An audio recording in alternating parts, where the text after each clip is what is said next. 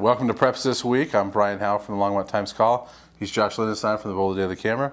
And Josh, a lot of things to get into this week. And first, let's recap state softball. A lot of teams down there, but probably not the success we're used to seeing from Boulder County. That was interesting. I mean, nobody from Boulder County made it through to a championship game. High school softball pitching rules, and there just wasn't that dominant pitcher in the county this year.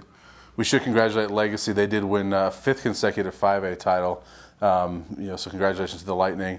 But Erie, we're used to seeing them. They've been in 13 straight championship games, get knocked out in the second round, and talking to Bob Blitz a lot this year. They were a young team. I mean, they only returned 2 girls from last year.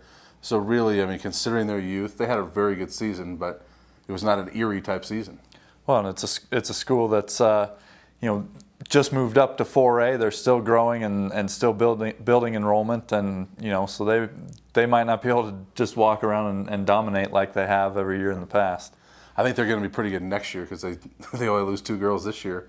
But very very different to see Erie out on that first day. Silver Creek was a team that we thought was going to get through. At least I thought had a good chance of getting through to the second day, but they got upset. So kind of disappointing there, and Holy Family got upset as well. Yeah, I mean, like you say, pitching is the name of the game in high school softball. Silver Creek had that great lineup, and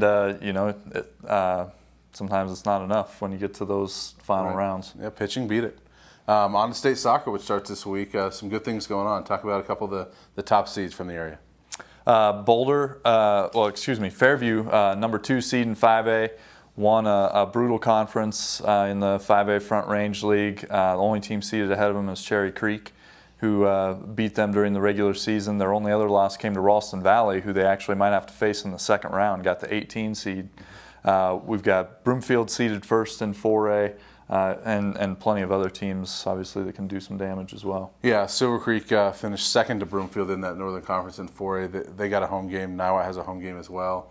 And Skyline's in there. They have to go on the road. But so a lot of soccer teams playing this week, and we should know, for those of you that haven't seen, the weather forecast for Wednesday has moved those 4A games, at least the ones I've seen, they moved them from Wednesday to Tuesday. So looks like most of that soccer first round is going to be on Tuesday night. Should be a crowded evening of soccer on the fields. We'll see if they can scrounge up enough referees and things for all those games. Yeah, it's going to be a lot going on. Another thing going on this week is district volleyball. And Longmont, won the 4A Northern Conference, and they are hosting a district. Niwot and Frederick will be there as well. And the Trojans, I mean, they should get through that one. They've been, seems like an annual state contender. They should be able to get through this district. Yeah, talk about Longmont a little bit, Brian, because they lost Tamber Haddock last year, who was the best player in the area. Yeah. And how were they able to stay where they were, almost right where they were at? Holly Stetson, she's one of those coaches that has a great program going. We see that in some schools around here. We talked about Erie softball, Broomfield football, things like that. There's a lot of examples of programs in this area there. They don't have just good teams; they've got good programs. Just kind of, funnel kids through. And Holly's had that for a number of years over at Longmont. Becca Mouse had a tremendous season for them. Kelly Graham's a great setter. They just keep turning out great talent, and they win that conference, which is never easy to win the Northern Conference, but they go through and do that and get a chance to host. And I expect them to be a contender for state again. Yeah. What other volleyball do we have going on? One team that comes to mind in Class 5A is Monarch. Mm-hmm. They're seeded second in their district. They've been getting through to regionals last couple of years. That's a team that's really hungry, I know, to break through and try to get into that Final 8 at state. We'll see if they can get it done this year. Yeah, and Silver Creek, another good team at 4A. They'll be going down to Valley Christian. Another thing this week is state cross country.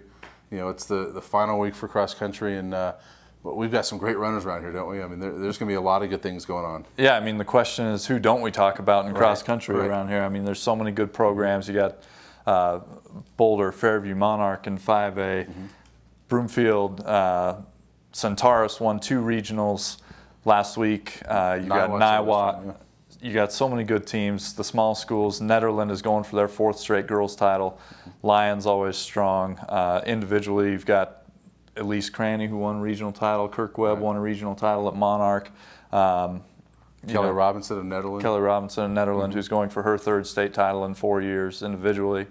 So Claire Green's got a shot, I think, to win the 5A title, at least contend for it. Definitely, definitely. Over at Monarch, and Nick Harris of Niwot, the Centaurus kids. I mean, Skyline has good kids. I mean, there's just so many good cross country runners from this area. Sean Flynn from Lyons, kind of came out of nowhere. The first race he'd ever won in his life in high school was last week at the regionals. So, you never know what's going to happen in cross country. And what we do know is there's going to be a lot of Boulder County kids that are going to be up near the top. It's been a pretty incredible year for the Boulder County schools. I did a story last year. There were 6 local kids who won regional titles last year. And I don't think we quite hit that this year, but it seems like team-wise this year seems to be even maybe a little stronger than it was a year ago. Right on. Well, we'll look forward to all the coverage of that. Keep an eye on BocoPreps.com for all that coverage, and we'll talk to you next week.